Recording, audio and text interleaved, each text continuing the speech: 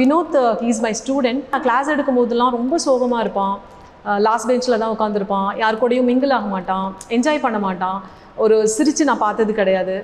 ஜென்ரலாகவே நான் எந்த ஸ்டூடெண்ட்ஸோடைய ப்ராப்ளம்ஸையும் இன் ஃப்ரண்ட் ஆஃப் அதர்ஸ் நான் கேட்க மாட்டேன். அவனையும் தனியாக கூப்பிட்டு தான் கேட்டேன். அப்போ வந்து இந்த மாதிரி மார்க்கெட்டில் ஒர்க் பண்ணுறேன் மேம் அப்படின்னு சொன்னான். நான் இதுக்காகவே ஒரு நாள் மார்க்கெட் போய் பார்த்தேன், இவன் சொல்கிறது உண்மைதானா அப்படின்னு. அங்கே பார்த்துட்டு ஐ குடின் கண்ட்ரோல் மை டியர்ஸ். திடீர்னு ஒரு நாள் எனக்கு எங்கள் காலேஜில் வந்து எங்களுக்கு லீவ் அப்போது ஒரு 5 days. அப்போ எனக்கு கால் பண்ணான் ஒரு அன்டைம், ஒரு 10 o'clock மேலே கால் பண்ணான்.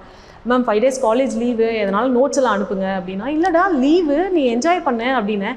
இல்லை மேம் காலேஜே லீவு, இந்த டைம் நான் யூட்டிலைஸ் பண்ணால் தான் திருப்பி ஒர்க் போகிறதுக்கு கரெக்டாக இருக்கும் அப்படின்னா.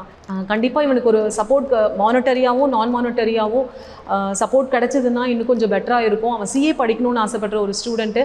கண்டிப்பாக அவன் படிப்பான், லைஃப்பில் நிறைய அச்சீவ் பண்ணுவான் அப்படின்ற நம்பிக்கை எனக்கு கண்டிப்பாக நிறையவே இருக்குது. This is doctor M P Nagarajan, vice principal Saint Thomas College. இந்த குழந்தை வினோத் எனக்கு எங்கள் காலேஜில் ஃபர்ஸ்ட் இயர் படிக்கிறாரு, ஷிஃப்ட் 2 படிக்கிறாரு. ஸோ இந்த குழந்தையோட கஷ்டம் வந்து யாருக்குமே வரக்கூடாது. ரெகுலராக காலேஜில் 1:30க்கு பசங்க வந்துடணும்னு சொல்லி எல்லா பசங்களுக்கும் இன்ஸ்ட்ரக்ஷன் கொடுத்து என் குழந்தைங்க எல்லா குழந்தைங்களுமே 1:30 வந்துடுவாங்க. இந்த குழந்தை மட்டும் ஒரு 2-3 நாள் நான் தொடர்ந்து பார்த்துட்டு இருந்தேன்.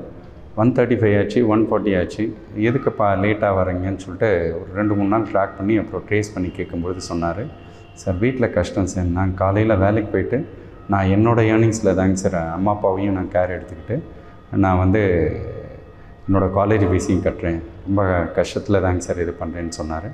ஸோ என்னால் முடிஞ்சது நான் என்ன ஹெல்ப் பண்ணணும்னு சொல்லுப்பான்னு சொன்னேன். இல்லைங்க சார் எனக்கு கொஞ்சம் டைம் மட்டும் எக்ஸம்ஷன் கொடுங்க, எனக்கு ஒரு 1:35 1:40 வரைக்கும் வர்றதுக்கு டைம் எக்ஸம்ஷன் கொடுங்கன்னு சொல்லி கேட்டார். நீ வேலை செய்கிற இடத்துல மட்டும் நீ இந்த டைமுக்கு ஆகும்னு சொல்லிட்டு ஒரு சர்டிஃபிகேட் மட்டும் வாங்கிட்டு வாப்பா, நான் அந்த டைம் எக்ஸம்ஷன் வாங்கி கொடுக்குறேன்னு சொன்னேன். ஸோ அவர் அந்த சர்டிஃபிகேட் வாங்கிட்டு வந்தார். இந்த இடத்துல என்ன டைம் டு என்ன டைமு அவருக்கு வேலை முடியுது, வேலை முடிஞ்சவொடனே எவ்வளோ டியூரேஷனில் இங்கே காலேஜ் வர முடியும் அப்படின்றதுக்கான இது. ஸோ அவங்க அதான் சொன்னாங்க, 1:40 1:45 ஆகிடும் சார்னு சொல்லிட்டு அவங்க லெட்ரு எழுதி கொடுத்தாங்க. அந்த லெட்டரை எடுத்துகிட்டு வந்து எங்களை கொடுத்தாரு. ஸோ அதுலேருந்து அந்த ஸ்பெஷல் இது கொடுக்கறது. அது போக எங்களால் முடிஞ்ச என்ன ஹெல்ப், அந்த குழந்தை வந்து காலேஜ் ஃபீஸ் டிலே பண்ணுறாரு, கட்டுறதுக்கு முடியல அப்படின்னா அது டைம் கொடுக்கறதுலேருந்து எங்களால் முடிஞ்ச ப்ரைவேட் ஸ்காலர்ஷிப்பு என்னென்ன சோர்ஸஸ் இருக்கும், அது போக எங்கள் காலேஜ்லேயும் ஸ்காலர்ஷிப் ப்ரொவைட் பண்ணுறோம், அந்த ஹெல்ப்லேயும் அவரை ஆட் பண்ணியிருக்கோம். ப்ரோக்ராம் பார்த்துட்டு இருக்க என்னுடைய நல்ல உள்ளங்கள் அவங்க வந்துட்டு முடிஞ்ச அளவுக்கு ஸ்பான்சர் பண்ணிங்கன்னா அந்த குழந்தைக்கு ரொம்ப ஹெல்ப்ஃபுல்லாக இருக்கும். என் ஃப்ரெண்டு பேர் வந்து வினோத்.